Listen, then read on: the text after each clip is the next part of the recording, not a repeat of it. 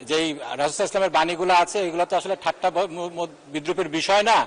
এটা নিয়ে যদি ঠাট্টা বিদ্রুপ করা হয় তাহলে আসলে খুবই দুঃখজনক। এখানে কোরআনের আয়াত কোট করা হয়েছে লাইন শাকারতুম লাযিদান্নাকুম ওয়া লাইন কাফারতুম ইন্না আযাবি লাশাদীদ। ওনাদের প্রশংসা করলে ওনারা আরো বাড়ায় দিবেন, আর ওনাদের ইয়ে না করলে ওনারকে আমাদেরকে পিটাবেন নাকি, এই ধরনের বোঝাতে যাচ্ছেন।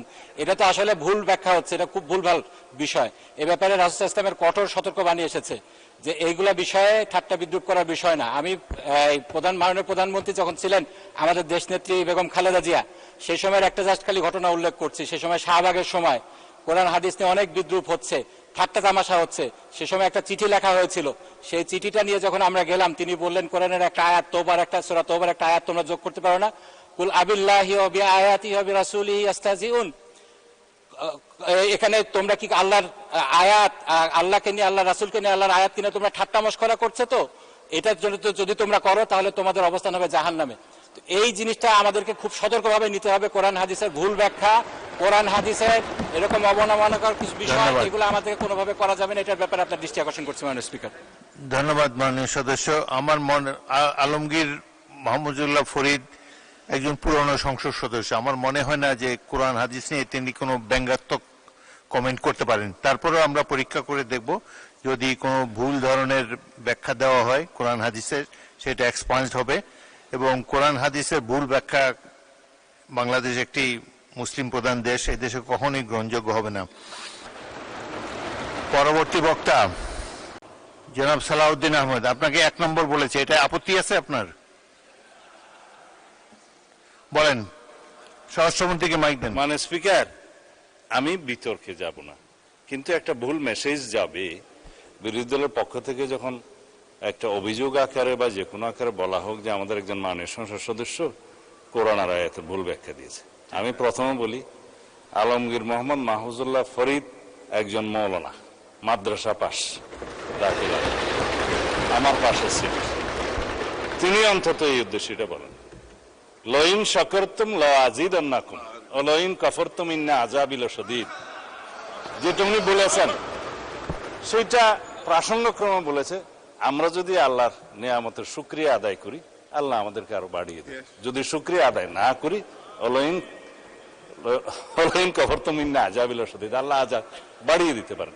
এখন এটা পলিটিক্যালি কেন বক্তব্য হবে, এটা দিয়ে কেন পয়েন্ট অফ অর্ডারে বাড়ানো হবে?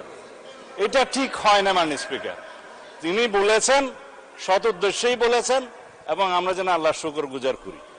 এইটাকে পলিটিক্যালি আমার মনে হয় মিস ইন্টারপ্রিট করা ঠিক হবে না মাননীয় স্পিকার।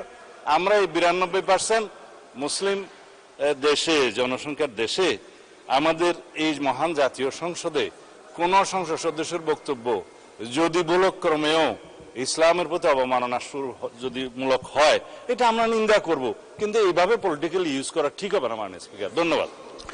ধন্যবাদ মাননীয় সদস্যবৃন্দ।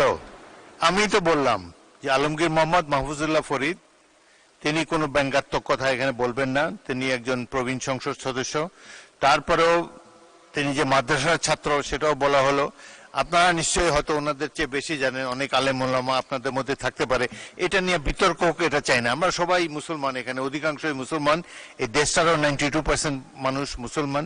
সুতরাং এগুলো নিয়ে সংসদে কোনো রকম বিরূপ আলোচনা হোক, এসব স্পর্শকাতর বিষয়, এটা তো চাই না। ঠিক আছে,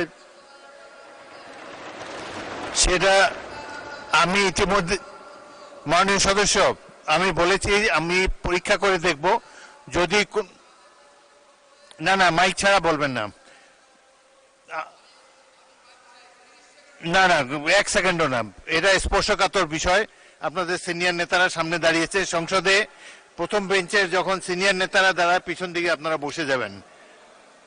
এবং আচ্ছা, মুজিবুর রহমান সাহেব বলেন, কিন্তু কোনো বিতর্ক হয় এমন কোনো কিছু তুলবেন না। এখানে সবাই তো অধিকাংশই মুসলমান, অধিকাংশই ধর্মের প্রতি ধন্যবাদ শ্রদ্ধা পোষণ করেন।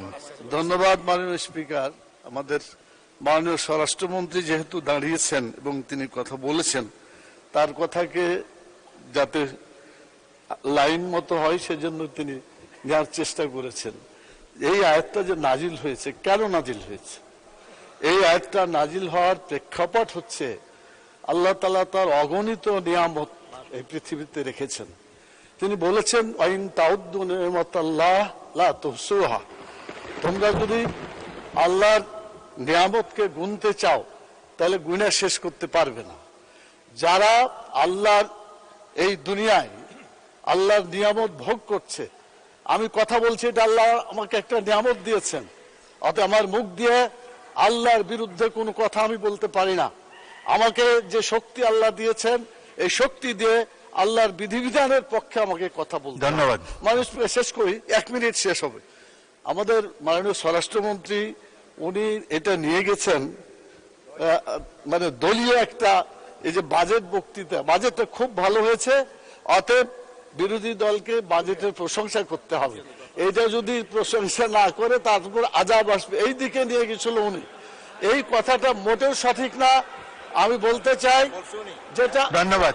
কথা এটাই হয়েছে মাননীয় স্পিকার, আমার মনে হয় আপনি যদি প্রয়োজন মনে করেন একজন আলিমের কাছে যে বলবেন, কোন মানুষের অবদানের কথা এখানে বলা হয়নি। ধন্যবাদ। যে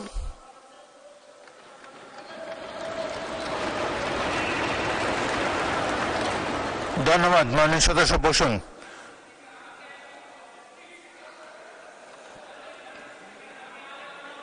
না না ঠিক আছে, না না আমি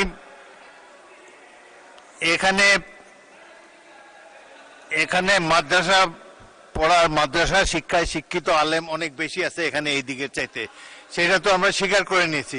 তবে আমার এই ট্রেজারি বেঞ্চও 2-1 আছে। ওই দিন আপনি বলেছেন ভালো, অলরেডি আপনি কিছু জানেন, এটা তো আমরা ধরে নিলাম। এখন আপনি বললে আবার একটা বিতর্ক শুরু হবে।